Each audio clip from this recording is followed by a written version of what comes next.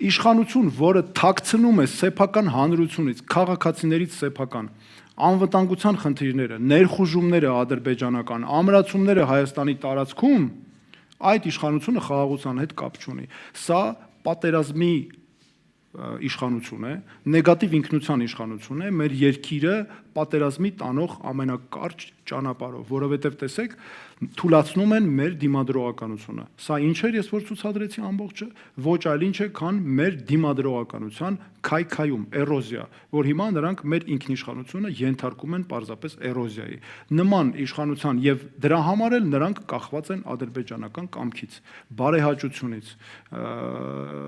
գովեստից եւ այլն ու անընդհատ պետք է ստիպված են լինելու, գիտեք, այսպես է թմրամիջոցի կամ կախվածություն ունեցող մարդու օրինակով են, որ ստիպված անընդհատ պետք է բավարարեն ադրբեջանական պահանջներ, թե չէ կարող են տեսեք ինչ անել մեր երկրի հետ։ Սա է պատասխանը։